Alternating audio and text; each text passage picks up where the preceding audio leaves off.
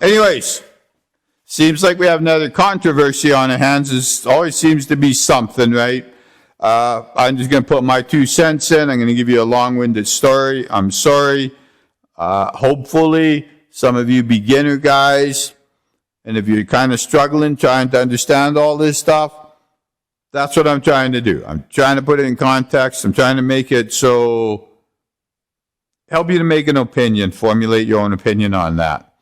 So on one end of the whole controversy, we have Uncle Tony. Uncle Tony, I love you like a brother, man. You're old school Mopar. This is what you live for. This is what I live for. So he's the one end of it. And, oh yeah, Uncle Tony, don't give up on that piston swapping thing. I think I'd like to talk to you about that. And on the other end of the spectrum, we have a guy called Powell Cams, Powell Machining.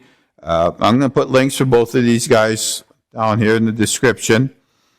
So when these old machinists, or not old, but when these machinists with all this experience, these engine builders, when they speak, I hang on their every word. I analyze everything they say. To me, they're my idols. They're my gurus. So having said that, I'm totally unbiased between these two. I'm just going to share my story.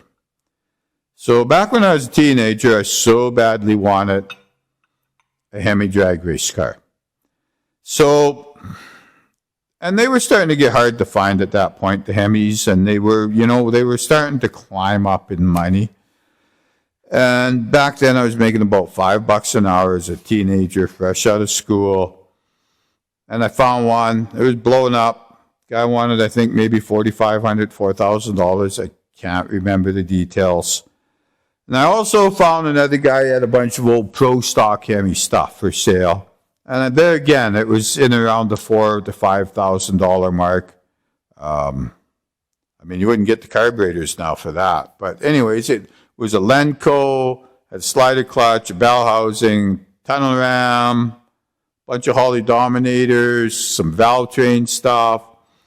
Some of these here big old TRW pistons. They were about 13-to-1 compression. We're going to combine the two together, and we're going to make a car. I had no money because all my paycheck went to paying the loan I got from the bank to buy them things, and we didn't have pistons that would work. The cylinder wall had some scoring. So I came up with a plan. I didn't. This old machinist took me under his wing.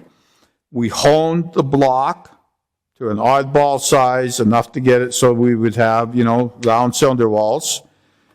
And we knurled some of the pistons to take up that slack.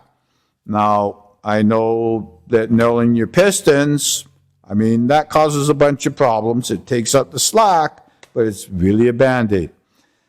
Anyways, we put that thing together, and that thing was a beast, man. It was, it was mid-9-second car type of thing, and ultimately we got it to the mid-8s, but it was a mid-9-second car, and it was not that fast because we knurled the cylinder walls, or not the cylinder walls, the pistons, sorry, but it was that fast because we knurled them, because I otherwise wouldn't have got the thing running.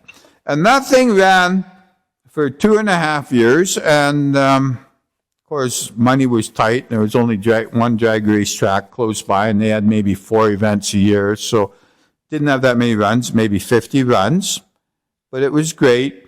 Ultimately, the engine failed, and it was a piston that failed, one of the knurled pistons, and the skirt broke off, and you could see where it went right up and followed the knurling mark, and then it had a jagged breakdown. I wish I still had that piston to show you, but I don't.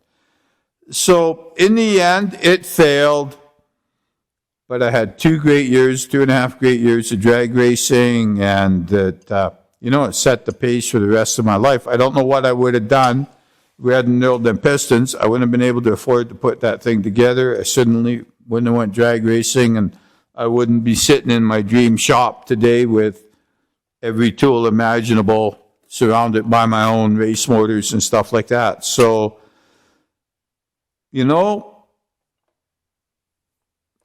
like any of these controversies, I mean, there's no real given 100% truth answer to them. You just have to sit down, you have to assess your situation, what you want to do with it, and, you know, it might work for you, it might not. I just wanted to avoid some of the confusion. Knurled piston ain't going to make you any more horsepower. Probably going to cost you a bit, but it's going to get you running, and in the end, it's probably going to cause a failure of your engine, but it'll get you running. If you have a dream, that will help you to pursue it. Lots of projects get stalled because, you know, people can't afford to finish them off, and then they drag on for a few years, and then they get tired of it, and they, you know what I mean? They just go by the wayside. So I'm very thankful that that old guy showed me and knurled my pistons and set the pace for where I am today. Thanks, everyone.